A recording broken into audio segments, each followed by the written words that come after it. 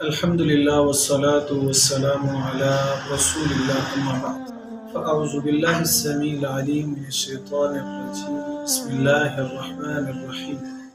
احباب گرامی، ہم جس معاشرے کے اندر اپنی زندگی کے لیل و نہار گزار رہے ہیں، ہمارے یمین و یسار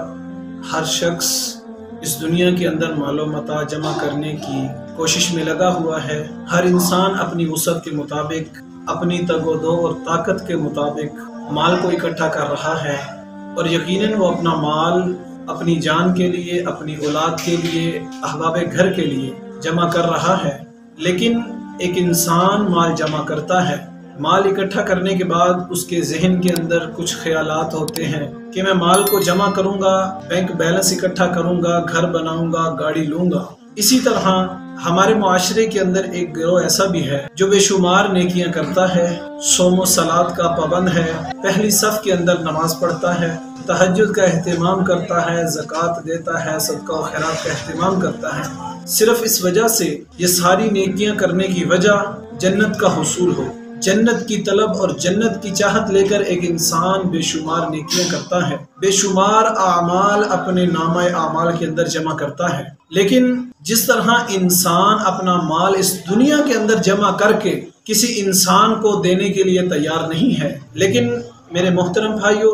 ہمارے نیک اعمال کے اندر اس قدر غفلت ہے کہ ہم نیکیاں کرتے ہیں اور نیکیاں کو ضائع کر دیتے ہیں۔ یقیناً بدبخت ہے وہ انسان جو انسان نیکیاں کرتا ہے، نمازیں پڑھتا ہے، تہجد اختیار کرتا ہے، روزے رکھتا ہے، لیلۃ القدر کو تلاش کرتا ہے، نماز تراویح کا اہتمام کرتا ہے، نیکیوں کے ڈھیر لگا دیتا ہے، پہاڑوں جیسی نیکیاں جمع کرتا ہے، لیکن بدبختی ہے اس انسان کے لیے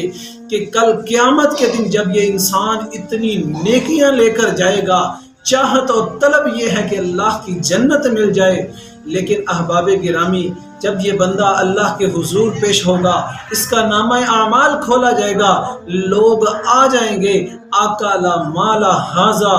آقا کائنات نے فرمایا کہ لوگ جمع ہو جائیں گے، اے اللہ اس بندے نے ہمارا مال کھایا ہے۔ احباب گرامی، ظاہری طور پر نمازیں پڑھنے والا، پہلی صف کا نمازی، مؤذن، تہجد گزار، لیکن جب اللہ کے حضور جنت کا سرٹیفکیٹ لینے جائے گا، احباب گرامی کچھ یوں ہوگا کہ لوگوں کے حقوق کھائے ہوں گے، لوگوں کے ساتھ زیادتیاں کی ہوں گی، اپنے بھائیوں کا حق کھایا ہوگا، بہنوں کا حق کھایا ہوگا، رشتہ داروں کے حق کو کھایا ہوگا، غریب اور مسکین کے حقوق کو دبا گیا ہوگا۔ یہ نمازی، یہ روزے دار جس نے اتنی نیکیاں کی اس وجہ سے کہ اللہ کی جنت نصیب ہو جائے، احباب گرامی اتنی نیکیاں لانے کے باوجود یہ انسان جب اللہ کے حضور پیش ہوگا، پہاڑوں جیسی نیکیاں ہیں، خوش ہو رہا ہوگا کہ میں جنت کے اندر جا رہا ہوں، لیکن اس کی نیکیاں لوگوں کے اندر تقسیم کر دی جائیں گی، اور آقا کائنات نے فرمایا میرے صحابہ،